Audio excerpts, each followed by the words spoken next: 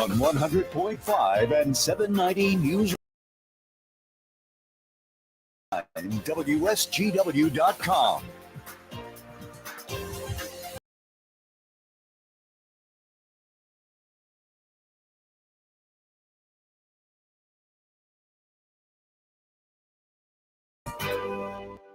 A mostly sunny good morning to you. I hope your day is going well for you, wherever you might be. It's not all that bad of a day out there. Sunny skies. This is day number, 1, 2, 3, 4 so far. 42 degrees at the airport. 45 at Radio Center. Downtown Midland is looking at 44. Downtown Bay City is looking at 44 as well. We do have a south breeze, about 12 miles per hour. 29.92 and falling is the barometric pressure for a very good reason.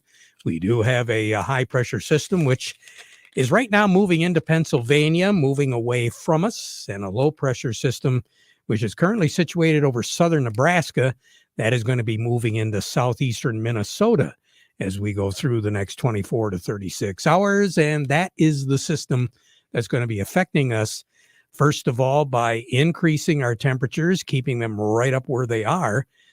Projected high temperature today, 54. Tomorrow, at least 52 degrees. Increase in the clouds as we go into the afternoon. Wisconsin right now is pretty much clouded over. A lot of areas to the west and the southwest of Michigan are looking at mostly cloudy skies. That's what we're going to see later on this afternoon. And then more than likely after midnight is when we're going to begin to see some scattered shower activity that'll pick up in intensity as we go through the early morning hours tomorrow morning. And I want to say by about noon or so tomorrow, things are going to be moving out. I don't know if it's going to generate much of anything in the way of sun. I kind of doubt it. But maybe we'll see a sunset tomorrow night, and then cloud cover will be moving in again late. And then during the day on Thursday, another system will be affecting our weather. This one is going to give us a real mess, and we'll talk about that in just a second. As we said, two systems affecting our weather right now. Very mild temperatures over the last 24 hours, running somewhere around 13 degrees above average for this time of the year at night. We should be at 17. And we saw nighttime temperatures running pretty close to 30 degrees, if not a little bit warmer. And as I mentioned before, we're going to be looking at a high temperature today of right around 54, which, if you're keeping track of records, this will be a record-breaking day, I should say, because back in the year 1915, the record was 49. And we're getting pretty close to that right now. 54 degrees is our projected high temperature, low tonight of only 44. So our low tonight is, for the most part, going to be right about where we're at right now. And that's what's going to generate all of the scattered shower activity. That low pressure system tonight will be over Kansas. It'll be moving into the western part of the Upper Peninsula by tomorrow morning. And it is really going to pick up the winds as we go through the nighttime hours tonight. More than likely, about 2, 3, 4 o'clock tomorrow morning, we'll have a south wind at least 25 miles per hour, and those winds will be gusting up to 40. And then during the morning hours tomorrow, rain shower activity is going to be tapering off rather rapidly. Once again, as we said, 52 for a high tomorrow. We'll have southwest winds tomorrow, especially in the morning, 30 miles per hour, gusting up as high as 50 miles per hour. So it is going to be very, very windy until we get into the afternoon hours tomorrow afternoon. Then things are going to begin to calm down just a little bit. Instead of a south and a southwest wind, tomorrow night, the winds are going to be coming out of the west, and they'll be slowing down a little bit, gusting up to 35 miles per hour through much of the later afternoon hours and the evening hours tomorrow night. And then after midnight, the wind direction is going to be changing, coming out of the north. Now, the reason why is because low pressure system with counterclockwise circulation of air is going to be moving up through extreme northwestern Wisconsin, Minnesota, the very far west part of the Upper Peninsula, and then it'll be moving up into Canada. So that's why eventually, as it moves into eastern Canada, that's when we're going to see the winds coming out of the north, and they will be decreasing because that low is going to be moving away from us. Now, I said 50-mile-per-hour winds likely during especially the morning hours tomorrow and midday.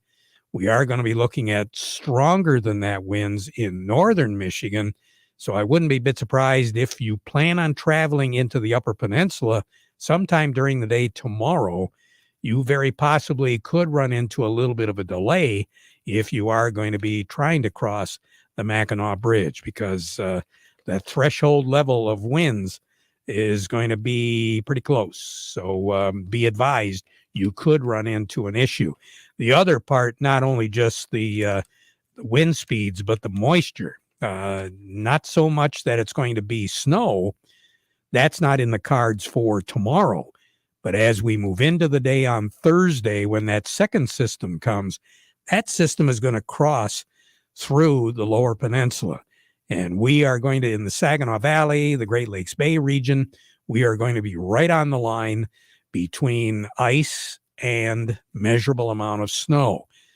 Precipitation, liquid precipitation, will be in the southern third of the Lower Peninsula. And quite frankly, they're not going to see too much there. The precipitation volume is going to pick up as you work your way north up through the Lower Peninsula. And at least the northern third of the Lower Peninsula is going to see some very heavy snows, wet snows, as we move into the afternoon and the evening hours on Thursday. The best chance of seeing the mess that you're going to have to deal with is going to be that afternoon commute on Thursday evening. And then everything is really going to break down after midnight on Thursday night. Snow will be in the forecast for Thursday night here in the Great Lakes Bay area. Temperatures will be ranging in that 16, 17, and 18 degree area. And then on Friday, with a little bit of sun, but clouds as well, we're only going to make our way up to about 25, 26 degrees. That's going to be it for a high. Clear skies on Friday night, 22 for a low. The system that's generating all of this madness is going to be moving off toward the East Coast. And it does appear as though the East Coast, from the Carolinas up to Maine, are going to see a major winter system affecting their weather. Then during the day on Saturday, we're going to be looking at sunshine, low 40s. Clouds will be moving in on Sunday, middle 40s. Monday with clouds, upper 40s. So we're going to be running above average, because average is 31 in the afternoon and 17 at night. We're going to be looking at a precipitation pattern that's going to be slightly above normal for this time of the year. But as we approach the last weekend of February, then we're going to see a little bit more moderation in our temperatures. Not so much warm is what we will be experiencing. And don't be surprised if the last day or so of February we're close to, if not below normal for this time of the year. Record highs, we said, on this date is 49, set back in 1915 and tied in 1918. The record low, thank goodness, that's going to last for a year, 15 below zero. And that was set in 1916. A year ago, it was pretty chilly. 20 was our high. 5 was our low a year ago today on Valentine's Day. Sun will set this evening at 6:05, rise tomorrow morning at 7:35. Incidentally, the record for snowfall on this date is 4 inches, and that was set back in 1991. More on the weather as we go through the broadcast. We'll take a look at the markets. It looks as though we're trading in a pretty narrow range here the last time we looked. We'll take a look at all of that. Joining up with Doug Klein from Oppenheimer, and a look at what's going on the board at MAC.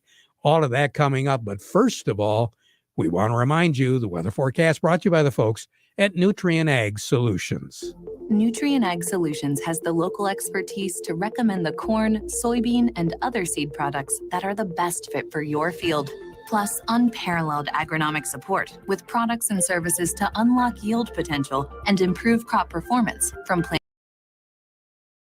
financing options to help you get more from every acre and lead the field. Visit your local Nutrient Ag Solutions branch or go to nutrienagsolutions.com. Say, do you want to unlock the secret to higher yields? If you're applying dry fertilizer, the key to better yield potential is Titan XC. Titan XC is a fertilizer biocatalyst that unlocks and releases the bound up nutrients in granular fertilizer, promoting better root uptake and plant growth. Drive performance this season and beyond. Release more nutrition. Expect better results with Titan XC. For more information, visit lpi.ag/unlock or contact your Nutrient Ag Solutions crop consultant today. Farm Service brought to you today by the folks at Weiss Equipment. You know, the Farm All tractors, we've been telling you how we spell it, Farm All, and there is a really good reason why, because you can do just about anything on the farm with a Farm All tractor from Case IH, baling, feeding, hauling, pulling, raking, cleaning the barn, mixing, feed, mowing, chopping, seeding, clearing, irrigating, furrowing, hitching, digging, harrowing, hoisting, excavating, grading, leading parades even. The Case IH Farm All tractor ranges anywhere from 35 to 140 horsepower. So you can do just about anything with it.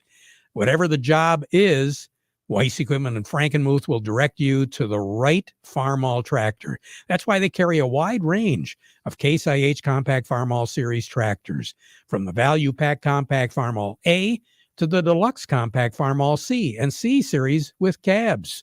This tractor does it all, so no matter what you're doing, Can Do comes in red, and it's spelled Farm All.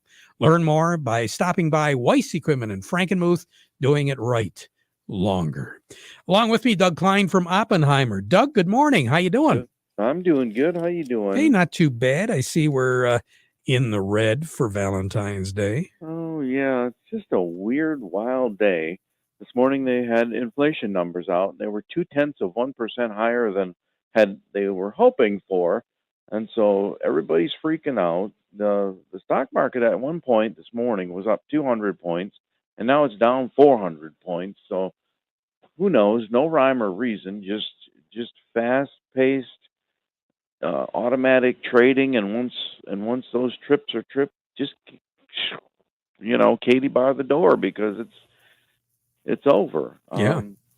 Man, it's crazy. So crude oil's down about $1.50 today, so 2% ish, and gasoline about 2.5%. But natural gas is up 2.5%. Who knows? And then platinum's down about 2.5%. So those are your biggest movers today. Here's your numbers. The March corn, 6.85, unchanged. The September corn, 6.12 3/4, up a penny. March soybeans, 15.39, down 3 3/4. November soybeans, 13.85 1/4, up a half a penny. March wheat, 7.92 3/4, up 3/4 of a penny. And July wheat, 8.05, up 2.5. So the crude oil, 78.77, down $1.37. Heating oil, 2.90 1/4, down 0.3 of a penny. Gasoline, 2.46 1/2, down 6.5 cents. Natural gas, 2.75 1/4, up 6.5 cents. Canadian dollar, U.S. dollar buys 133.64 at the border. That's up 33 ticks. The dollar buys 133.02 yen. That's up 62 ticks. The euro's at 107.14, down 6 ticks. The dollar's at 103.38, up 4 ticks. Gold is at $18.54, up $2.10. Silver's $21.65, down 20 cents. And platinum's $933.70. That's down $25.70. Boy, I guess. I know, right? So stay away from the trap door. Don't blink. Nope. All righty, Doug. Thank you. All right. All right. Talk to you later. Doug Klein over at Oppenheimer. So what's going on the board? Let's find out how the Board of Trade is affecting the board over at MAC right now. The wheat is down 4. White wheat is at 7.37 at MAC. The red wheat is at 7.02. The new crop down 2, $8 for the white, 7.30 for the red. Corn down a penny at 6.41 with a new crop at 5.35. Soybeans $15 at MAC and Breckenridge. New crop is down a penny at 13.24. Market Report brought to you by the folks at Krijak's House Family Restaurant. You got to supply the food for an event coming up? Not a problem. They'll take care of it for you. 989-894-5531. And right now, kind of mark on your calendar, Punchki Day, Fat Tuesday. That's a week from today, February the 21st. And we'll be broadcasting from Krijak's House beginning at about 6 o'clock or so on Punchki Day. A great way to usher in the Fat Tuesday as we've done it for years. Always a lot of fun. Great bands over there. Plenty of camaraderie. And, of course, a lot of it for the benefit of the Bay City Salvation Army. So be sure to listen up. Art Lewis and myself will be over there. And incidentally, coming up a little bit later on that morning, we're going to be over at the Doubletree in Bay City. That is going to be the site of the Bean and Beet Symposium, which happens every year. And this year, it just so happens to happen on Fat Tuesday as well. Krijak's House, a great place to dine in as well. And they'll be kicking off their fish fries in the not-too-distant future as well. 989-894-5531, corner of Cass in Michigan on Bay City's south side. Market Report also brought to you by the folks at Steiner Tractor. New parts for old tractors made easy. 800-234-3280 or go to their website at steinertractor.com. We'll be right back.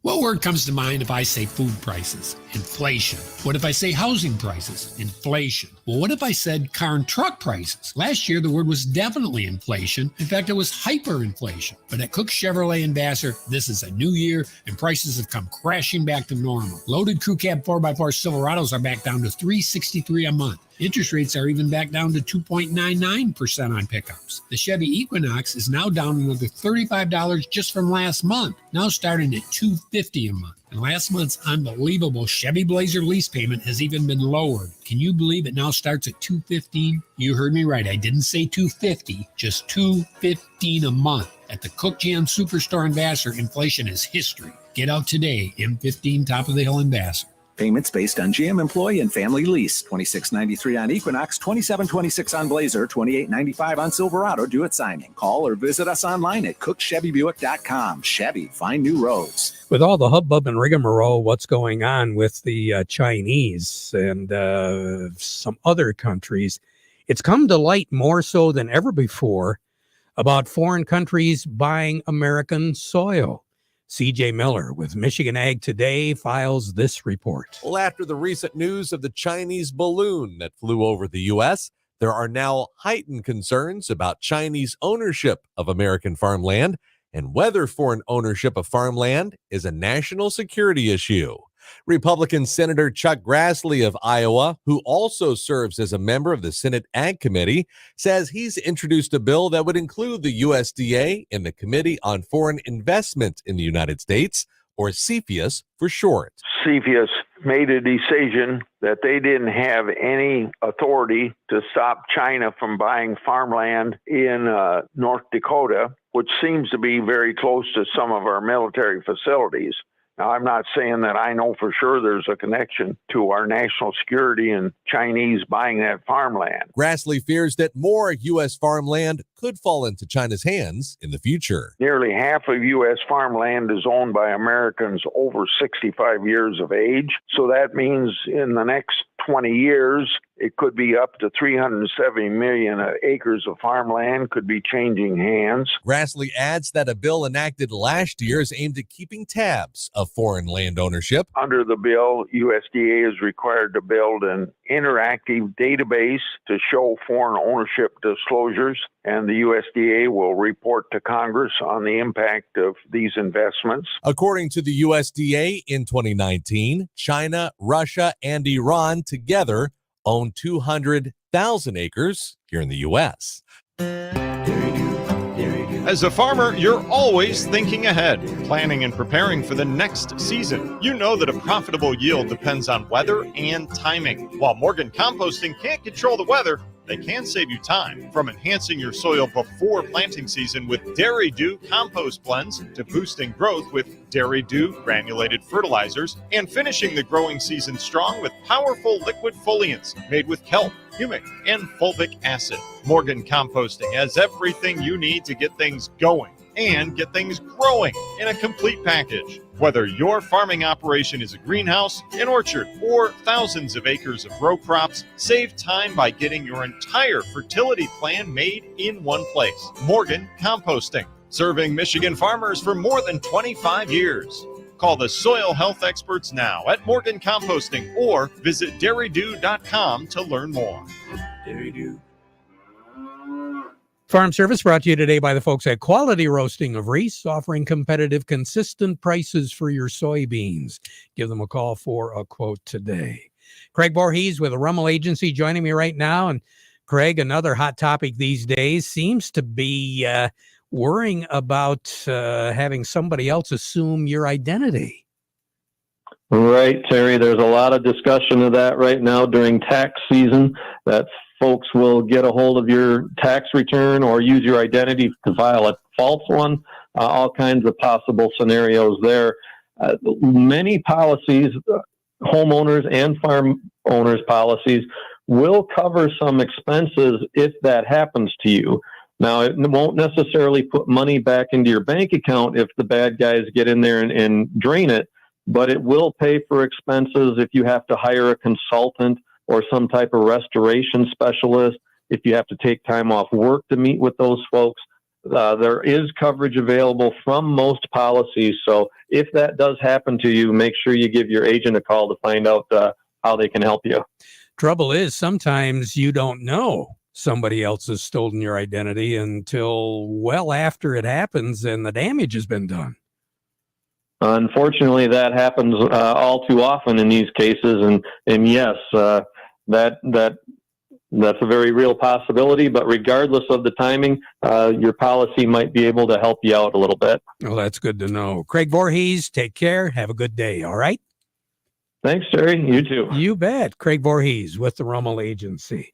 Let's find out what's going on in New York right now. Steve Anderson over at Baird & Company joining me. Steve, what are they doing to us today? Well, you're right, doing to us.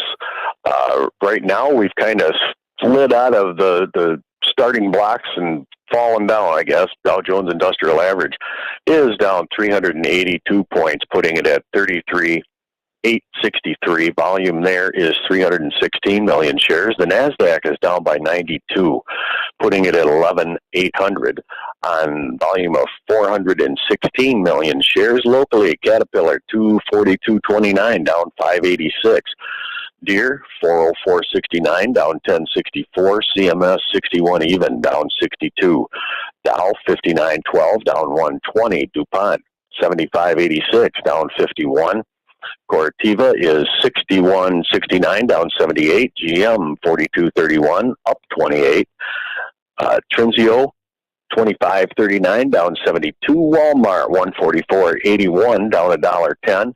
Home Depot 316.35, down 7.18. Huntington Banks 15.18, down 20, and AT&T is down by 19 cents at 19.07.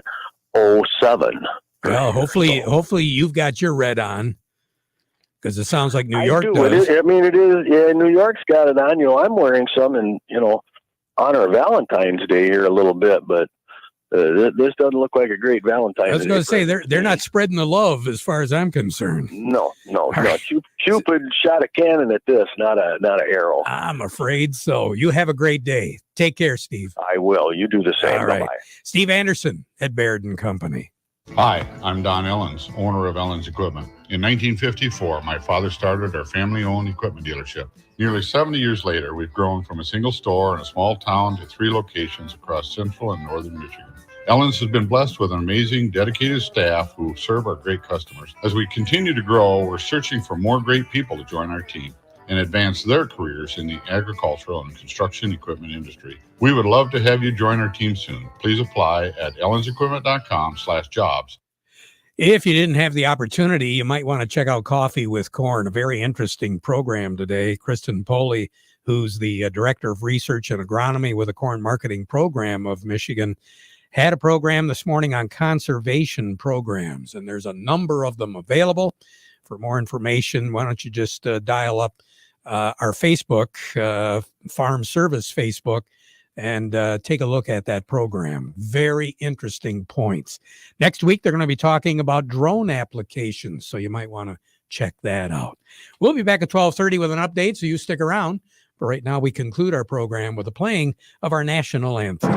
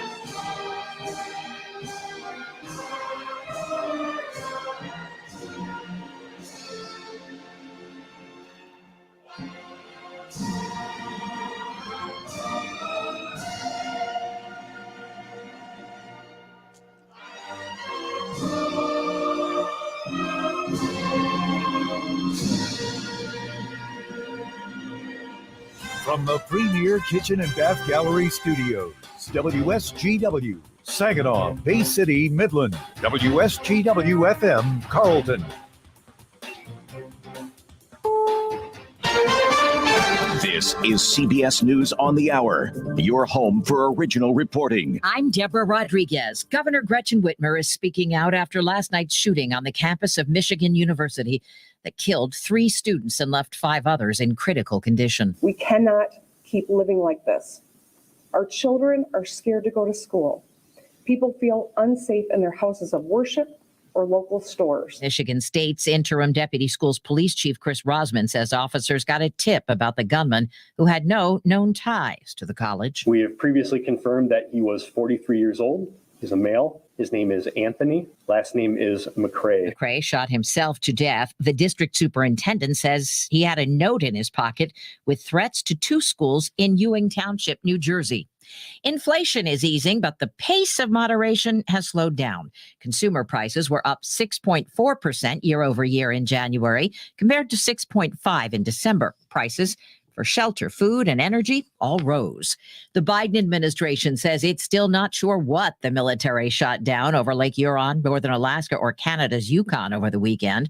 Correspondent Cammie McCormick says recovery is complicated. We're dealing with some pretty tough conditions here. The National Security Council's John Kirby says weather and remote locations have hampered the search for debris. That leaves a lot of questions. While we can't definitively say what these objects were, thus far, we haven't seen any indication or anything that points specifically to these 3 objects were part of the PRC's spy balloon program. Or that they were even gathering intelligence. He did say a lot has been learned from the Chinese spy balloon brought down off the coast of South Carolina. Former UN ambassador in South Carolina, Governor Nikki Haley, has changed her mind about running for president. The Washington establishment has failed us over and over and over again. It's time for a new generation of leadership. She says she'll run for the GOP nomination in 2024. Former Vice President Pence is reportedly planning to fight a subpoena by the special counsel overseeing Donald Trump's efforts to overturn the 2020 election.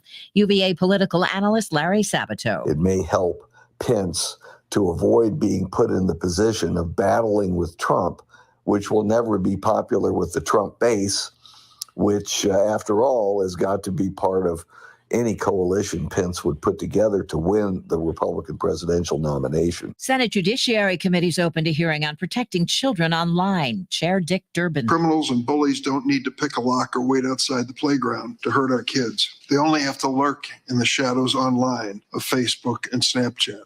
They can bully, intimidate, addict, or sexually exploit our kids. This is CBS News.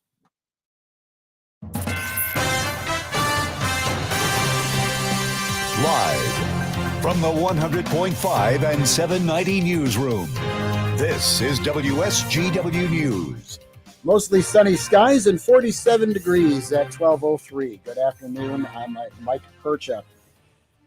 The city of Flint has lifted a three-day boil water advisory following the discovery last week of a water main break in a 24-inch transmission line.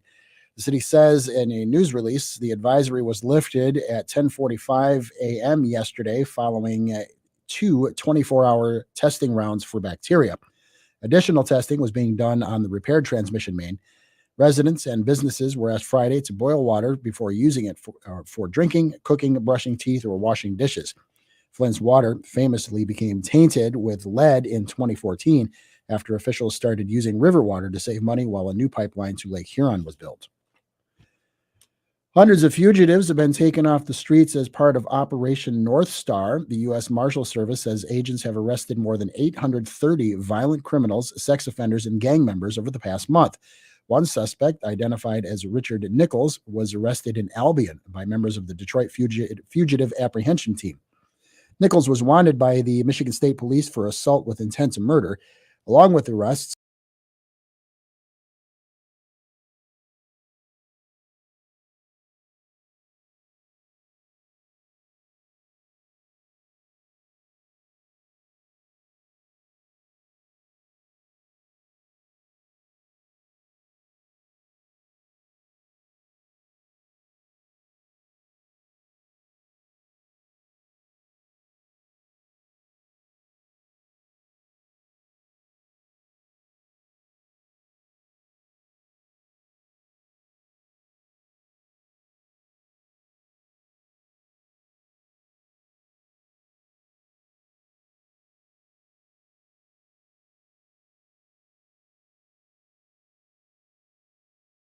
USGW News Time 12:05. Now for today's weather forecasts: sunny skies, but clouds increasing throughout the afternoon with a high of 53 degrees.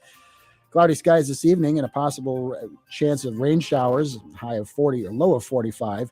Wind advisory for tomorrow, early rain possible, and cloudy skies for tomorrow for 51 degrees with a high, and then cloudy and could get more mixed precipitation or wet snow on Thursday with a high of 35 degrees. This is WSGW, your connection to the Great Lakes Bay region and the world. Join Mark Patrick